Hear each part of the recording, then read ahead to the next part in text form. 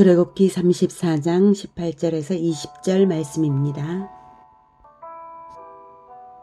너는 무교절을 지키되 내가 내게 명령한 대로 아비벌 그 절기에 이래 동안 무교병을 먹으라. 이는 내가 아비벌의 애굽에서 나왔음이니라. 모든 첫 태생은 다 내 것이며 내 가축의 모든 처음난 수컷인 소와 양도 다 그러하며 나귀의 첫 새끼는 어린 양으로 대속할 것이요 그렇게 하지 아니하려면 그 목을 꺾을 것이며 내 아들 중 장자는 다 대속할지며 빈손으로 내 얼굴을 보지 말지니라. 사랑하는 형제 여러분, 10월 29일 목요일 새벽 목상에 오신 것을 환영합니다. 우상숭배로 하나님의 언약을 배신한 이스라엘을 사해달라고 간청한 모세에게 하나님은 두 돌판을 준비해서 산으로 올라오게 하시고 여호와의 이름 선포 즉 서명식을 하신 후 언약을 회복해 주시고 계십니다. 율법을 다시 선포하시는 것이 언약 회복 선언이십니다. 언약 회복 선언의 첫머리에서 이 언약의 성취가 두려운 것임을 말씀하신 후에 언약을 어겨 하나님을 배신하지 말라고 엄히 강조하시고요. 계속해서 언약에 따른 율법을 선포하시고 계십니다. 18, 19, 20절은 무교절 규례와 초태생 규례입니다. 18절 너는 무교절을 지키되 내가 내게 명령한 대로 아비벌 그 절기에 이래 동안 무교병을 먹으라. 이는 내가 아비벌의 애굽에서 나왔음이니라. 아비벌은 종교력 1월을 말하고요. 무교절은 누룩 없는 떡 무교병을 먹는 절기라는 뜻입니다. 이집트 노예에서 아비벌에 해방되었으므로 그 하나님께서 해방시켜 주신 것을 기념하라는 것입니다. 출애굽을 할 때부터 본격적으로 하나님의 백성이 된 것이니까요. 결혼을 하면 결혼 기념일을 해마다 기억하고 특별한 것으로 기념하지 않습니까? 그런 것처럼 기념 방법은 하나님의 구원을 기념하는 방법은 누룩 없는 떡을 일주일간 먹는 것입니다.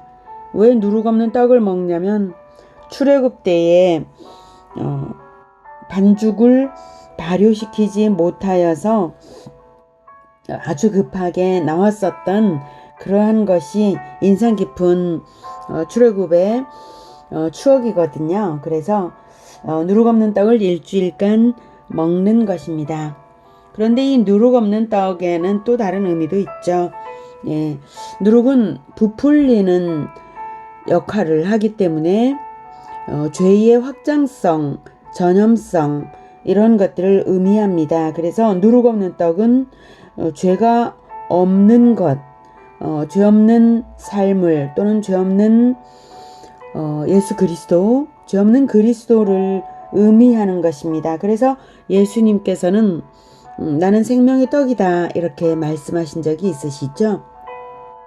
누룩 없는 떡을 일주일간 먹는 절기, 무교절을 지키는 것이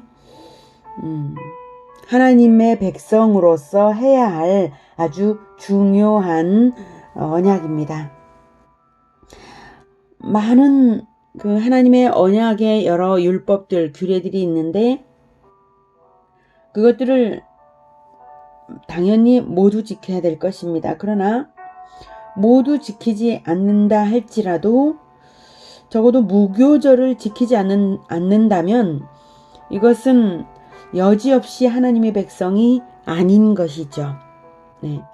이렇게 중요한 기념절기를 지킨다는 것은 최소한의 하나님의 백성의 정체성을 가진 자의 최소한의 실천 행위가 될 것입니다. 이 무교절의 첫날이 6월절입니다.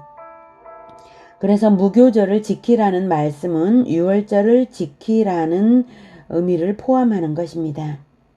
19절 모든 첫 태생은 다 내 것이며 네 가축의 모든 처음 난 수컷인 소와 양도 다 그러하며. 모든 첫 태생을 여호와의 것으로 주장하시는 이유는 이집트에서 해방시키기 위해 10재앙 주셨을 때 마지막 재앙이 초태생의 죽음 재앙이었죠. 이집트 전국의 모든 초태생을 죽이셨어요. 모든 가정의 모든 맏아들, 모든 가축의 첫 새끼를 다 죽이셨어요. 그런데 이스라엘 민족에게는 하나도 죽이지 않으셨거든요. 그때 이스라엘 백성에게는 각 가정마다 대문에 어린 양의 피만 바르라고 하셨죠. 피를 바르면 그 집은 죽은 것으로 알고 지나가 버리신 것이죠. 이것이 유월절 규례입니다. 바로 그 유월절 규례로 인하여 이스라엘 민족은 구원을 받은 것입니다. 그러니까 이스라엘에게는 이제 주장하시는 것이 바로 너희들을 은혜로 살려두었으니 죽은 목숨이나 마찬가지 아니냐 이거고 그러니 첫 태생은 내 것이다 하시는 것이죠. 그래서 첫 새끼는 다 제물로 드리라는 거예요. 20절 나귀의 첫 새끼는 어린 양으로 대속할 것이요 그렇게 하지 아니하려면 그 목을 꺾을 것이며 네 아들 중 장자는 다 대속할지며 빈손으로 내 얼굴을 보지 말지니라. 자, 그런데 진짜로 죽여서 제물로 해서는 안 되는 것이 사람과 나귀예요. 그래서 대속을 합니다. 대신 다른 것으로 죽여서 드린다는 것이 대속입니다.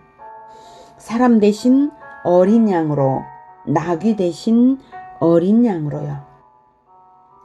나귀는 왜냐하면 정결한 짐승으로 여기지를 않아서 제물용이 못 되어서 그렇습니다. 대속할 어린 양이 없다 할지라도 목은 꺾어라 이렇게 하시죠. 그러니 반드시 첫 새끼는 여호와께 드리는 일에 예외가 없다는 말씀이십니다.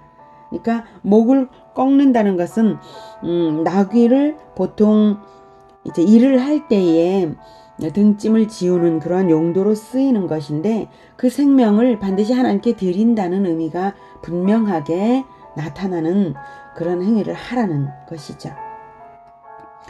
하나님은 절대로 공짜가 없으십니다. 하나님은 반드시 대가지불을 요구하시는 분이십니다. 그래서 이 대가지불의 정신에 우리도 역시 철저해야 합니다. 이스라엘의 장자를 어린 양으로 대속해 드림으로써 장자는 살렸던 것처럼 예수님은 우리를 살리기 위해 자신의 생명을 대속물로 하나님께 드리셨습니다. 마태복음 20장 28절 인자가 온 것은 섬김을 받으려 함이 아니라 도리어 섬기려 하고 자기 목숨을 많은 사람의 대속물로 주려 함이니라. 이렇게 말씀을 하셨죠. 하나님께서 출애굽 때에 이렇게 세우신 대속의 원리에 따라 우리의 구원도 되는 것입니다. 이스라엘은 자기들을 구원해 주신 하나님의 구원 행위를 초태생을 드림으로써 기념했습니다. 다 대속할지며 빈손으로 내 얼굴을 보지 말지니라. 대가지불을 분명히 요구하시는 하나님은 우리를 구원하기 위해 자기 아들을 대가로 지불하신 분이십니다. 나는 너희들 살리려고 내 아들 죽였다. 그러니 너희들도 내 구원 행위를 기념하라. 대가지불 행위로 기념해라 하시는 거죠. 이 대가지불의 원리는 성경 전체의 황금률입니다. 마태복음 7장 12절 그러므로 무엇이든지 남에게 대접을 받고자 하는 대로 너희도 남을 대접하라. 이것이 율법이요 선지자니라. 하나님이 먼저 사람을 구원하시고 구원 행위를 기념하게 하십니다.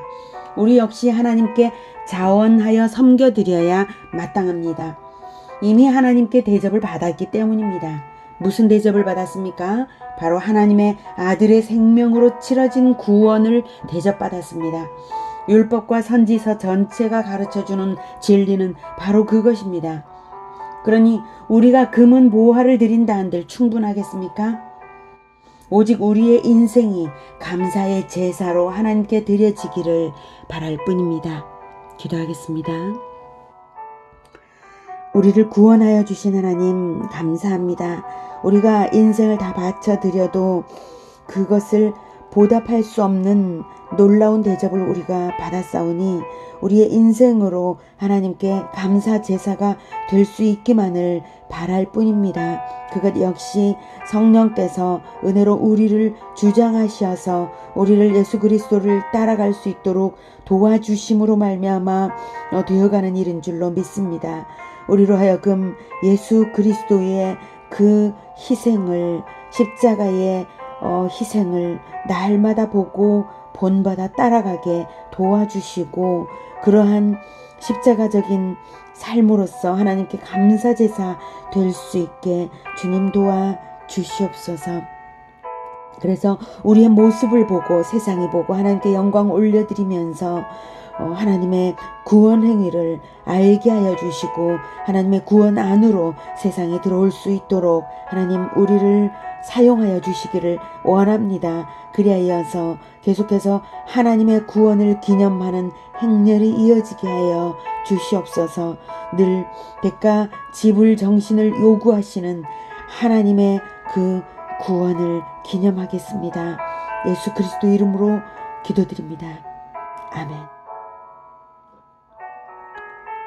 이어지는 시간은 개인 기도 시간입니다.